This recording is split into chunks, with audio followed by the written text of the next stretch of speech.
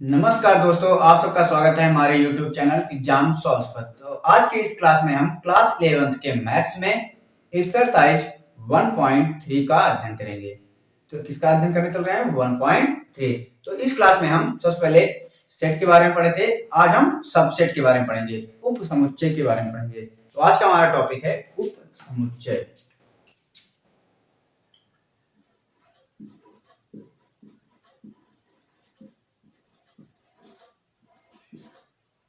उप समुच्चय, उप समुच्चय क्या है? कोई बताए? उप समुच्चय को बोलते हैं सबसेट। क्या बोलते हैं? सबसेट।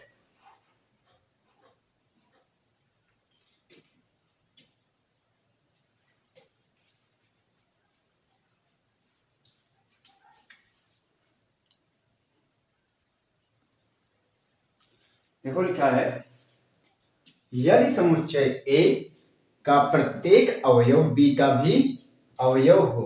क्या हो? यदि समुच्चय A का प्रत्येक अवयव B का भी अवयव हो तो A B का उपसमुच्चय कहलाता है। इसे शॉर्ट में लिख सकते हैं, A उपसमुच्चय है B का। क्या बोलते हैं इसे? A उपसमुच्चय है B का। A उप समुच्चय है बी का। क्लियर? इसे हम लिख सकते हैं A belongs to capital A comma A belongs to capital B। Clear? फिर समझ लेते हैं उप समुच्चय क्या है। यदि समुच्चय A का प्रत्येक अवयव B का भी अवयव हो तो A B का उपसमुच्चय होता है। क्लियर? अभी उदाहरण के माध्यम से आप सबको हम समझाएंगे। देखो, जैसे एलिमेंट मिल गया हमें, A बराबर 1 3 7 और हमें B बराबर मिल गया 1 2 3 4 5 6 7 8 9। ये मिला हमें B बराबर। अब देखो A में क्या है और B में क्या है। A में 1 है, इसमें भी 1 है, 3 है, इसमें भी 3 है, 7 है, इसमें भी 7 है। तो जब A और B में दोनों में जो पाया जाएगा, एलिमेंट्स अगर पाए गए तो होता है B का एलिमेंट A में पाया गया, क्योंकि B में अधिक है। तो ये बनेगा A अवयव है B का। समझ में आया? क्या कहलाएगा? A अवयव है B का।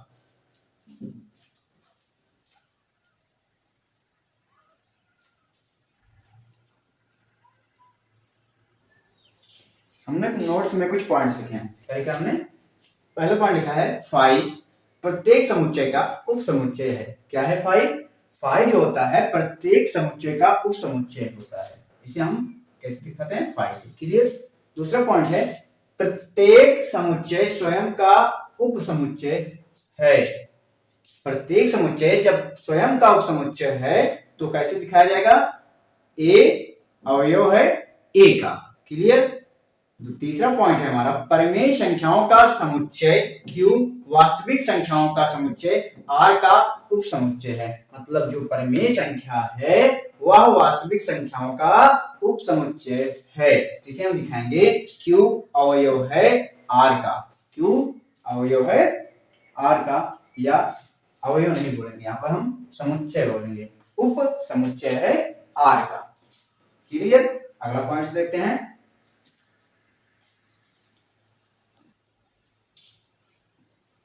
अगला पॉइंट हमने लिखा है, माना A अवयव है B का, अतः A does not equal to B, अर्थात A B के बराबर नहीं है। तो AB का उचित उपसमुच्चय कहलाता है, A B का उचित उपसमुच्चय कहलाता है, तथा B A का अधि समुच्चय कहलाता है। क्या कहलाता है? अधि समुच्चय कहलाता है। उदाहरण तौर पर देख लेते हैं। हमने लिखा है ए बराबर 1 2 3, क्या लिखा है 1 2 3, और बी बराबर लिखा है हमने 1 2 3 4। तो देखो ए और बी में दोनों में 1 है, बी और ए में दोनों में 2 है, ए और बी में 3 3 है, लेकिन 4 नहीं। तो देखो बी में अधिक है, इसलिए इसे अधिक समुच्चय और इसे उचित समुच्चय बोला गया है। क्लियर। और ये है ए अवयव है बी का तथा ए बराबर नहीं है बी की। क्लियर। अगला पॉइंट हमारा है एकल समुच्चय। एकल समुच्चय क्या होता है इसके बारे में जान लेते हैं। एकल समुच्चय, एकल समुच्चय क्या होता है? यदि किसी समुच्चय ए में केवल एक अवयव हो, क्या हो? एक अवयव हो, तो उसे हम एकल समुच्चय कहते हैं। क्लियर। जब किसी समुच्चय ए में केवल एक अवयव हो तो उसे हम एकल समुच्चय कहते हैं। जैसे A1 या ए, ये हमारा क्या होता है? एकल समुच्चय होता है। क्लियर। एकल समुच्चय क्या होता है? जब किसी समुच्चय में केवल एक अवयव हो उसे हम एकल समुच्चय कहते हैं। अब हम अपनी एक्सरसाइज को कंप्लीट करेंगे। तो हमारा पहला प्रश्न है एक्सरसाइज में, नोट कर लेते हैं। पहला प्रश्न है हमारा एक्सरसाइज 1.3 का। लिखा है रिक्त स्थानों में प्रतीक उपसमुच्चय है और उपसमुच्चय नहीं है को भरकर सही कथन बनाइए। तो पहला पॉइंट हमारा है, लिखा है 2 3 4, 2 3 4, 1 2 3 4, मतलब इसमें भी सेम वही पॉइंट्स हैं, 1 2 3 4 और 2 3 4। तो यह उपसमुच्चय है। क्या है? उपसमुच्चय है। दूसरा लेते हैं ए बी सी। क्या? ए बी सी और यहां पर बी सी डी, तो इसमें सेम, इसमें ए गायब है। क्या है? ए गायब है, तो यह उपसमुच्चय नहीं है। तीसरा लिखा है यक्स दैट यक्स आपके विद्यालय की कक्षा 11 का एक विद्यार्थी है। आपका विद्यालय कोई, उसमें कक्षा 11 का एक विद्यार्थी है। दूसरा पॉइंट है एक्स दैट एक्स आपके विद्यालय का एक विद्यार्थी है। तो आपके विद्यालय का एक विद्यार्थी मतलब आप विद्यालय में जितने विद्यार्थियों में से कक्षा 11 का कोई एक विद्यार्थी है, तो ये क्या है? उपसमुच्चय है। क्या है? उपसमुच्चय है। अगला प्रश्न देखते हैं, प्रश्न नंबर 4। चौथा लिखा है हमारा यक्स सच दैट एक्स किसी समतल में स्थित एक वृत्त है। और दूसरा पॉइंट लिखा है हमारा यक्स सच दैट एक्स एक समतल में स्थित एक वृत्त है जिसकी त्रिज्या 1 है। तो वृत्त कोई भी आकार हो सकता है, तो जो त्रिज्या 1 है, तो ये बिलोंग्स टू नहीं है। क्या हुआ? ये उपसमुच्चय नहीं होगा। उपसमुच्चय नहीं होगा। यक्स सच दैट एक्स एक समतल में स्थित त्रिभुज है। यक्स सच दैट एक्स एक समतल में स्थित आयत। आयत और वृत्त त्रिभुज में कहां रिलेशनशिप है? ये भी समुच्चय नहीं। यक्स सच दैट एक्स एक समतल में स्थित बहुबाहु, क्या है? समबाहु त्रिभुज है। और यक्स सच दैट एक्स एक समतल में स्थित त्रिभुज है। त्रिभुज में समबाहु त्रिभुज, सारे त्रिभुज आ सकते हैं समतल में। क्लियर। तो यक्स सच दैट एक्स एक सम प्राकृतिक संख्या है। एक्स सच दैट एक्स एक पूर्णांक संख्या है। तो सभी प्राकृतिक संख्याएं चाहे सम हो या विषम हो, सभी पूर्णांक संख्या होती हैं। क्या होती हैं? सभी पूर्णांक संख्या होती हैं। क्लियर। अगला प्रश्न देखते हैं।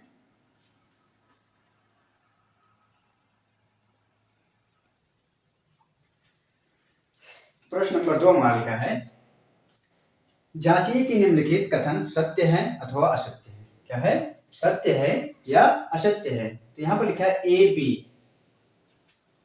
उपसमुच्चय नहीं है बी सी ए का। तो मतलब देखो यहां पर ए भी है और बी भी है, तो यह तो उपसमुच्चय है, लेकिन ये क्या है? उपसमुच्चय नहीं है। तो यह कथन हमारा क्या है? असत्य है। क्या है? असत्य है। ए ई उपसमुच्चय है अंग्रेजी वर्णमाला के सभी अक्षरों का, अंग्रेजी वर्णमाला का एक स्वर है। तो ये ए ई क्या है? हमारे स्वर हैं। तो यह हमारा कथन सत्य है। क्या है? सत्य है। यह कथन हमारा क्या है? असत्य था और ये क्या है? सत्य है। 1 2 3, 1 3 5 और उप समुच्चय है नहीं है, तो यह भी क्या है, असत्य है। क्या है, असत्य है। क्लियर। ए उप समुच्चय है ए बी सी का, ये क्या है, सत्य है, क्योंकि ए इसमें भी है ए इसमें भी है, दोनों में ए है, तो यह कथन सत्य है। अगला point, A A B C, ये तो बिलोंग्स टू लिखा है, ये भी असत्य है, असत्य है। क्या है, असत्य है। लास्ट पॉइंट हमारा लिखा है x such that x 6 से कम सम प्राकृतिक संख्याएं, अर्थात ये हमारा है 2 4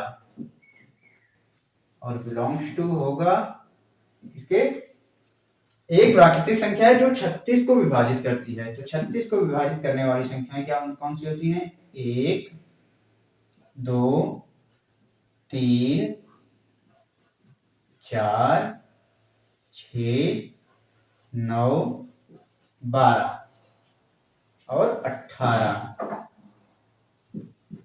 ये संख्याएं 36 को विभाजित करती हैं। तो ये देखो 2 और 4 ये दोनों एक दूसरे से संबंधित हैं, तो यह भी कथन हमारा क्या है, सत्य है। क्या है, सत्य है। क्लियर। तो कौन कौन से कथन सत्य है हमारे, लास्ट के जितने भी पॉइंट्स होने हैं हमारे क्या है, सत्य है। क्लियर। क्या है, सत्य है। समझ में आया ना। यहाँ पर 6 से कम प्राकृतिक संख्या कौन सी होती है, 2 4, वो भी सम प्राकृतिक संख्या पूछा है तो 2 ही और 4 ही है 6 से कम। और यहाँ पर क्या है, एक प्राकृतिक संख्या है जो कि 36 को विभाजित करती है, तो 1 भी 36 को 2 भी करता है, 3 भी करता है, 4 भी करता है, 6 भी करता है, 9 भी करता है, 12 भी करता है, 18 भी करता है, तो 2 और 4 इसमें है, तो यह उपसमुच्चय है। अगर नहीं होते तो उपसमुच्चय नहीं होता। अगला प्रश्न देखते हैं। 9 में लिखा है, मान लीजिए कि ए गुरु कोष्ठक में 1 2, गुरु कोष्ठक में 3 3 4 और 5, निम्न में से कौन सा कथन सही है, सही नहीं है। हमें कौन सा बताया, कौन सा सही नहीं है। तो पहला हमारा सही नहीं है, असत्य है। दूसरा तीसरा नंबर हमारा जो है सत्य है। दूसरा क्या है, बिलोंग्स टू है, संबंधित है ए से। अगर कोई भी चीज किसी से संबंधित दिखाया जाता है तो वो गुरु कोष्ठक में नहीं दिखाया जाता, ये भी असत्य है। क्या है, असत्य है। चौथा हमारा क्या है, लिखा है एक अवयव है ए का, तो ये हमारा कथन सत्य है। एक जो है अवयव है ए का, तो यह कथन हमारा क्या है, सत्य है। एक उप समुच्चय है ए का, तो ये कथन हमारा असत्य है। क्या है, असत्य है। 1 2 5, 1 2 5 क्या है, संबंधित है ए से, तो ये कथन हमारा क्या होगा, असत्य होगा। अगर यही उप समुच्चय होता तो सत्य होता। 5 बिलोंग्स टू ए, ये भी हमारा असत्य है। क्या है, असत्य है। 5 उप समुच्चय है ए का, तो 5 किसी का भी उप समुच्चय हो सकता है, तो ये कथन हमारा सत्य है। प्रत्येक उप समुच्चय हो सकते हैं ना, कहा जाता है 5 क्या होता है, सभी का उप समुच्चय होता है, ये हमारा कथन सत्य है। और ये कथन हमारा असत्य है। क्या है, असत्य है। यहां लिखा है 1 2 3, 1 2 ये 3 4 एक अवयव है, 3 4 क्या है हमारा, एक ही अवयव है, तो ये भी हमारा कथन असत्य है। क्या है, असत्य है। 1 2 5, 1 2 5, 1 2 5 यहां पर क्या है, सत्य है। क्लियर। तो ये पॉइंट्स हमारे जो थे क्या थे,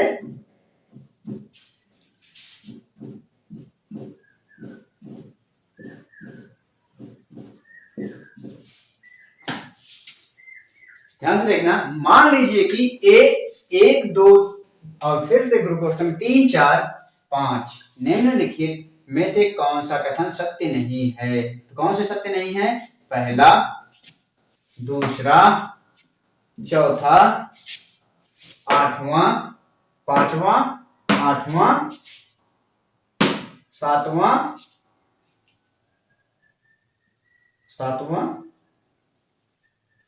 9वां 10वां, ये है सत्य नहीं है, मतलब सही नहीं है।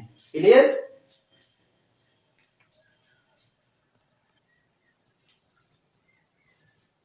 देखो लिखा है निम्नलिखित समुच्चयों के सभी उप समुच्चय लिखिए। तो पहला नंबर हमारा था ए, तो ए का उप समुच्चय हमारा होगा पहला तो 5 और दूसरा हमारा स्वयं ही ए होगा।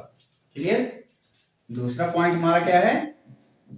दूसरा पॉइंट है हमारा ए कामा बी, तो इसका भी हमें उप समुच्चय लिखना है, सभी उप समुच्चय लिखने हैं। तो हल करेंगे, लिखा क्या है ए और बी, तो पहला उप समुच्चय इसका 5 हो जाएगा, दूसरा ए हो जाएगा, तीसरा बी हो जाएगा, चौथा ए भी हो जाएगा। क्लियर? तीसरा पॉइंट हमारा लिखा है 1 2 3, इसका लिखेंगे तो इसका उप समुच्चय होगा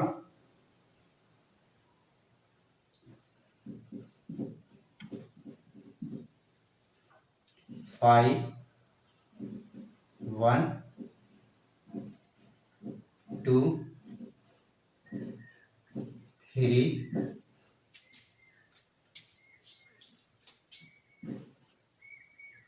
1 2 2 3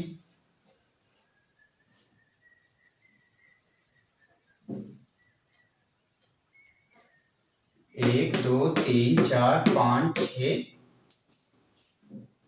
1 3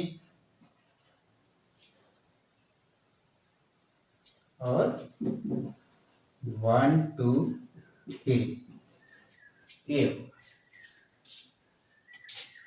क्लियर? कॉमा लगा देना।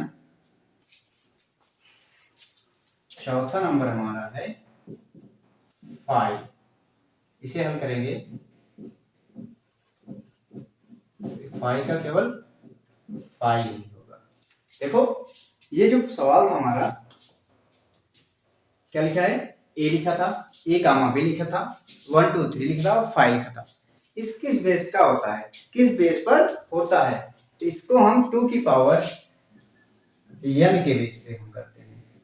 किसके बेस पे? 2 की पावर n में। इसमें कितने अवयव हैं? 1, मतलब 2 की घाते 1 बराबर 2, तो पहले में 2 कंपाउंड ले होंगे। क्लियर? अगर यहीं पर हम 3 लिखेंगे, या जैसे ये 2 है, 2 लिखेंगे तो 2 दूनी 4, तो दूसरे में कितने कंपाउंड लेंगे? 4, तो 1 2 3 4। क्लियर? तीसरा पॉइंट हमारा कितना है? 1 2 3 का है, मतलब 8 पॉइंट्स होने चाहिए, 8 और ये बनने चाहिए, समुच्चय बनने चाहिए।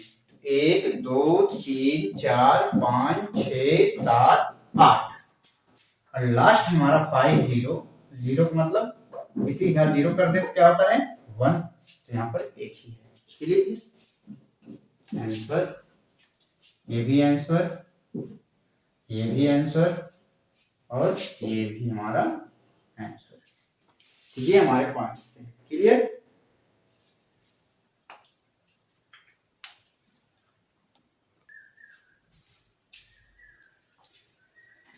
तो आज के इस क्लास में बस इतना ही। अब इसके आगे के प्रश्न हम अगली क्लास में पढ़ाएंगे। क्लियर? अगर आप सबको यह वीडियो अच्छा लगा है तो लाइक करें, शेयर करें और कमेंट करें, और चैनल पर नए आए हैं तो हमारे चैनल को सब्सक्राइब करें। धन्यवाद।